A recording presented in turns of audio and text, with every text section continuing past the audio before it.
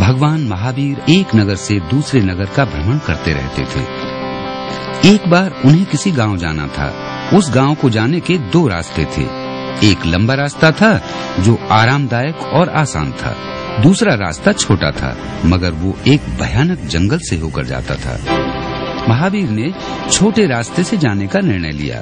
कुछ ग्वालों ने उन्हें उस रास्ते से न जाने के लिए कहा, क्योंकि उस रास्ते के जंगल में एक प्राणघातक सांप भी रहता था। उस सांप का नाम था चंड कौशिक। वो किसी को भी उस रास्ते से नहीं जाने देता था। महावीर छोटे रास्ते से जाने के लिए ही अटल रहे और कभी भी किसी प्रकार का उन्हें भय नहीं हुआ। उन्हें न तो अपने बारे में चिंता थी और न अपने सुख की कोई फिक्र। चलते चलते कुछ समय बाद वे उस स्थान पर पहुंचे जहां से गुजरने के बारे में कोई सोच भी नहीं सकता था।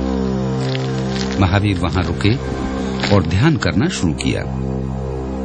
तभी चंड कौशिक नामक वो सांप वहां आया और मार्ग के बीच खड़े हुए एक मनुष्य को देखा। चंड कौशिक अपने क्षेत्र में हुए अतिक्रमण को नहीं सह सका। उसने महावीर पर जहर भरी फुफकार मारी। महावीर स्वामी बिल्कुल अविचलित रहे। उन्होंने उस क्रोधी सांप की ओर देखा भी नहीं। ये देखकर सांप को और ज्यादा क्रोध आया। वो क्रोध से अंधा हो गया और फुफकारते हुए और जहर उगलते हुए आगे बढ़ा और भगवान महावीर के पास जाकर उनके पैर में काट लिया।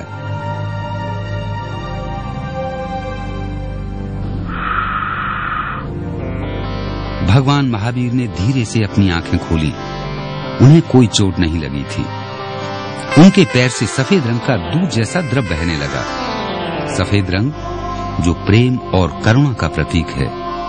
महावीर स्वामी ने सांप की आंखों में देखा और कहा, समझो चंड कौशिक, समझो, शांत चंड कौशिक, शांत। आखिर सांप को शांति और प्रेम का संदेश मिल गया। उसे पता चल गया कि वो कौन थे और क्या कर रहे थे। वो शांत हो गया और धीरे धीरे अपने बिल में चला गया। प्रेम और दया के कुछ ही शब्दों का ये था जादुई असर।